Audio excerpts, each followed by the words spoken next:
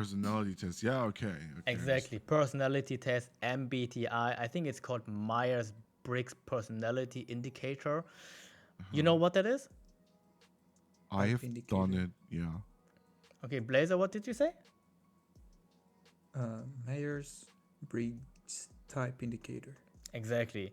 And Hungry Mood is actually our expert on that topic because she loved this topic. I also read a lot about that because, it's all about data, and for those who don't know, it actually is like a list of different personalities which fit your own personality based on questions which you answer from some kind of huge database which some people created back then, like a few, like 20, 30, 40 years ago or something. And the fun thing is that all those tests which they did like a few years before, I think they all happened without machine learning and all this stuff. Like I read that the people, like a mother and her daughter and somebody else, they interviewed thousands of people to identify patterns, how people think, how they behave,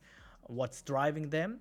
And now, when you do specific tests on, for example, humanmetrics.com or something, because the other page is 16personalities.com or so, you can do this test, and then it returns some kind of letters, like, for example, ESTJ or something, and each of them stands for a specific trait of your personality. But it's super complex actually because the opposite or another example would be INTJ, and then for example the first letter stands for if you are or what kind of person you are, like extroverted or introverted. But most people think that's it for the first letter, but it goes even deeper. And just because the test tells you you are an E, which stands for extroverted, doesn't mean that you really are extroverted per se, like real extrovert people. It could go a little bit into the other direction, and there are specific variations of those types. But in in general, this whole thing, it's all about data, and it really fits because if you do that and read about that, I see so many different, or like so many parallels to my personality. And when I read other types, I don't see any relation to myself, to my life, or how I would react. And that's why it's super interesting for teams. And I think if we do some test, like if we go to human metrics right now and do the test, which takes approximately 15 minutes, we can see somehow what kind of type we are. But of course, it can be a little bit biased because if you answer those questions and it tells you, for example, ask you, hey, what do you think? Are you a very social guy or not?